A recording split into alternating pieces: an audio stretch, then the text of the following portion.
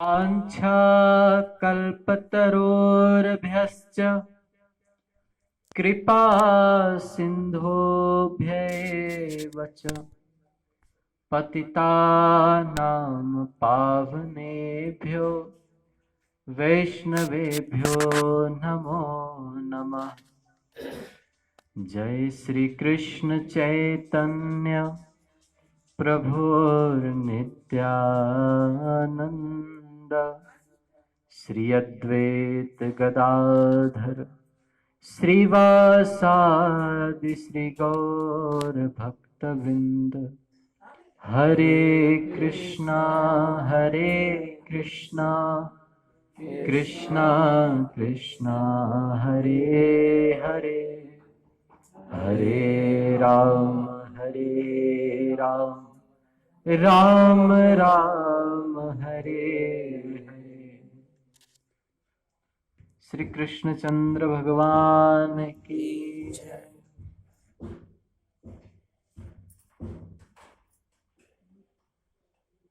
हरे कृष्णा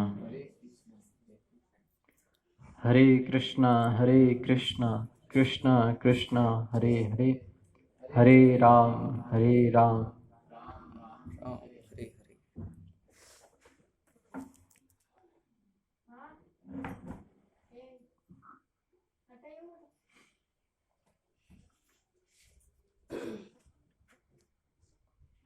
सभी हरि भक्तों का स्वागत है। आज तो हमसे पहले बहुत सारे भक्त आ चुके थे, बड़ा अच्छा लगा देख करके।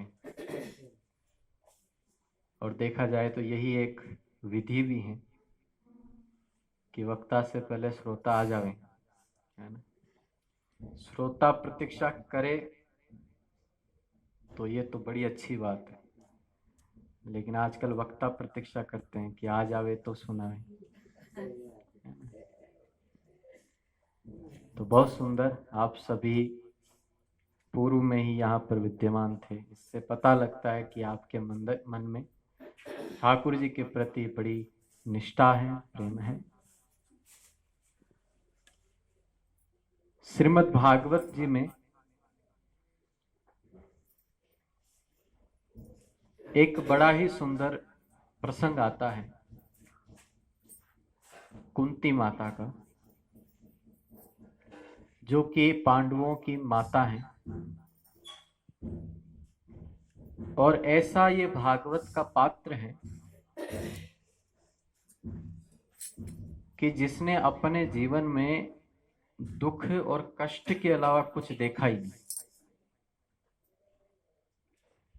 है। कौन? तो माता कुंती हस्तिनापुर की राजमाता है, और इससे पूर्व भी महाराज पांडु की पत्नी रही हैं, तो हस्तिनापुर की महारानी भी ये रह चुकी हैं। और जब इनके पुत्रों ने, महाराज युधिष्ठिर ने महाभारत का युद्ध जीत लिया, युधिष्ठिर महाराज हस्तिनापुर के सिंहासन पर बैठे, तब तो राजमाता है। 5 सुयोग्य इनके पुत्र हैं, ऐसे पुत्र जो अपने मां की खुशी के लिए सब कुछ करने को तैयार। माता कुंती की इच्छा के लिए इनके 5 सुयोग्य पुत्रों ने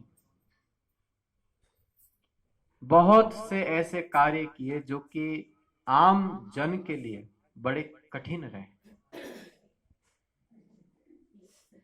जैसे घटना आती है कि जब अर्जुन द्रौपदी माता को जीत करके लाए थे, लक्ष्य वेदन करके, तब इनके मन में इच्छा थी, 5 के मन में, कि अपने मां को हम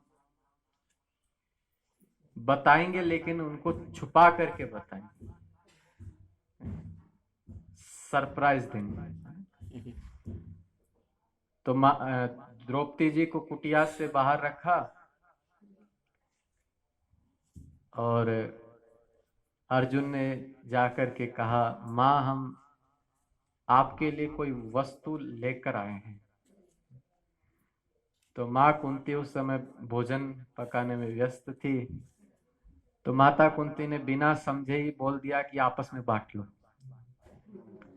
जो भी लाए हो आपस में बांट लो।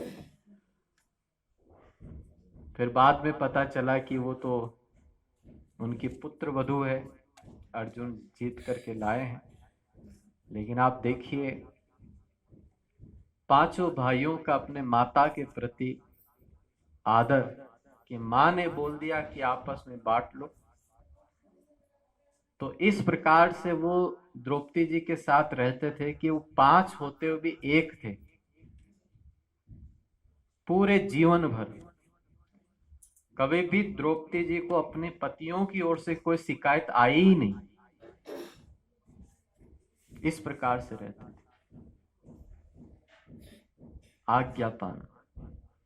युधिष्ठिर महाराज अजात शत्रु है, कभी भी किसी से शत्रु भाव उनका रहा ही नहीं।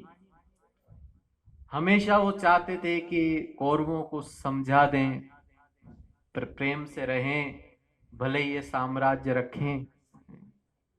हमेशा उनकी यही भावना रही।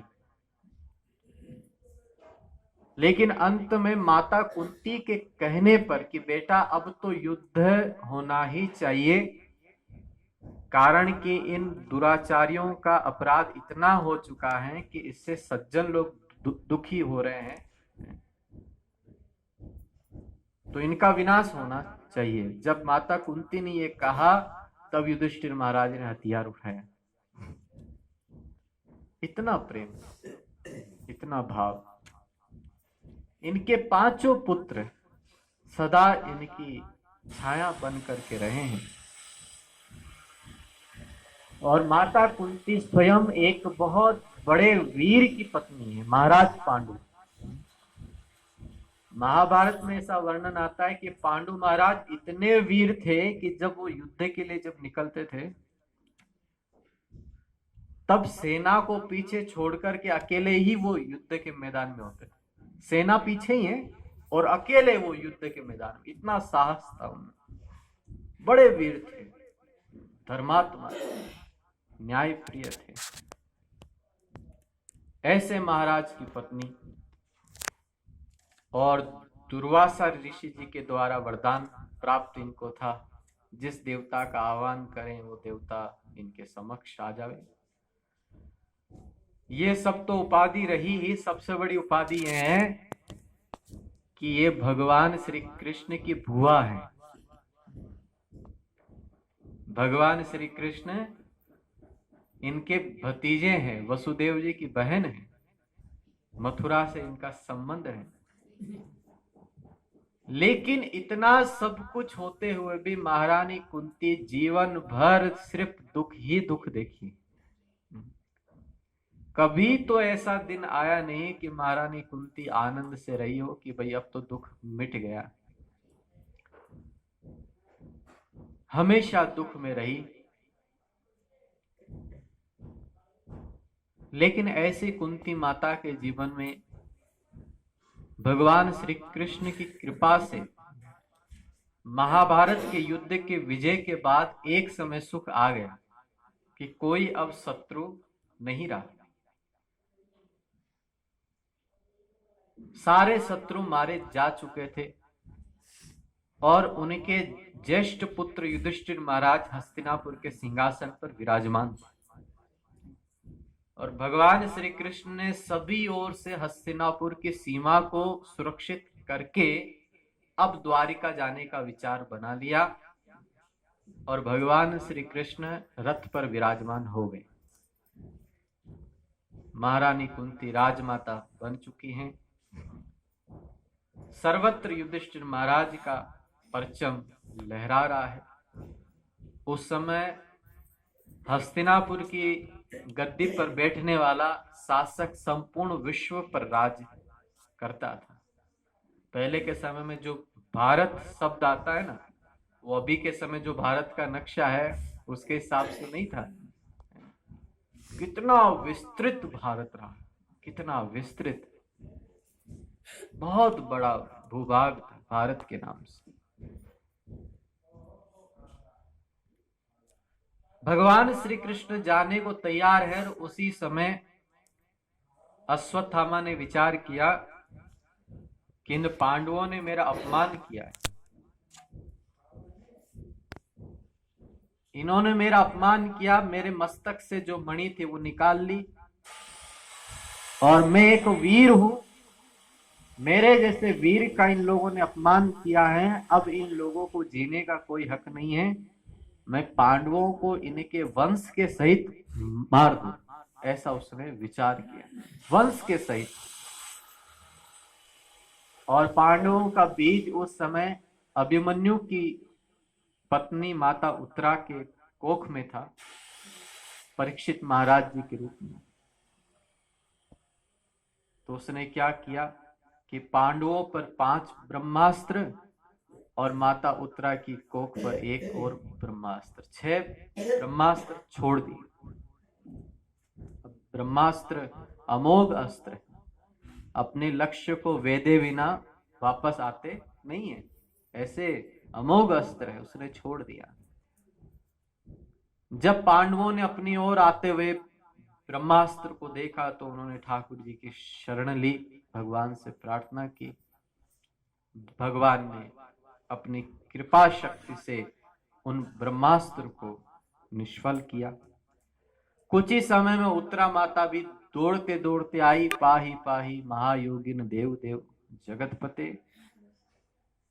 पाही माम, हे ठाकुर जी हमें बचाइए बचाइए। भगवान ने देखा कि उत्तरा भी संकट में है, तो उत्तरा की भी भगवान ने रक्षा की, परीक्षित महाराज को बचाया, सबकी रक्षा हो गई। अब फिर ठाकुर जी रथ पर बैठे हैं जाने के लिए। उसी समय माता कुंती ने रथ के एक हिस्से को अपने हाथ से पकड़ लिया,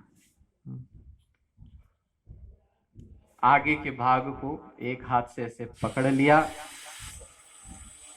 और उस समय भगवान श्री कृष्ण रथ पर बैठे हैं, भगवान के सारथी दारुक रथ को चलाने के लिए तैयार हैं, सबसे विदा हो चुके हैं।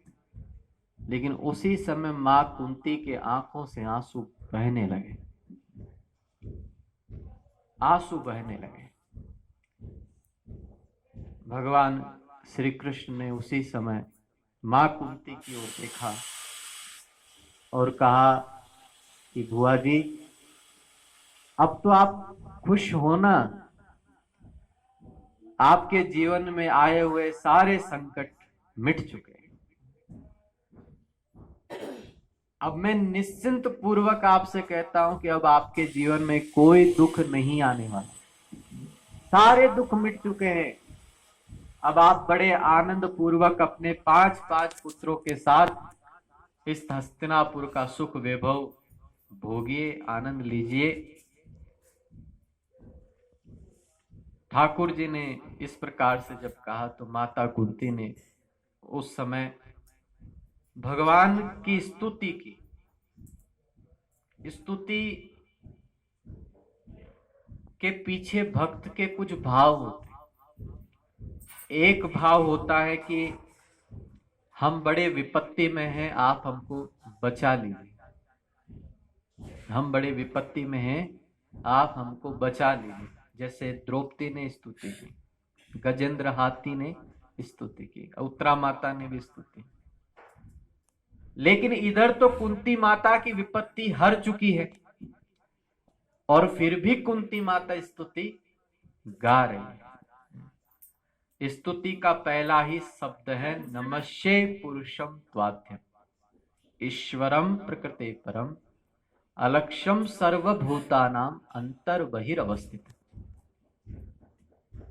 यहां पर माता कुंती कहती है कि हे कृष्ण, सबसे पहले आपको दोनों हाथ जोड़ करके नमस्कार, नमस्कार। अब ये तो बड़ी अचरज की बात हो गई कि भगवान श्री कृष्ण कहते हैं भुआ जी, आप भुआ हो, हम आपके भतीजे हैं, आप माँ के समान हो, हम आपके पुत्र के समान हैं। लेकिन माता कुंती तो कहती है कि प्रभु आपको नमस्कार है, और नमस्कार तो उसको किया जाता है जो हमसे श्रेष्ठ हो। जो हमसे महान हो, पूजनीय हो, है ना।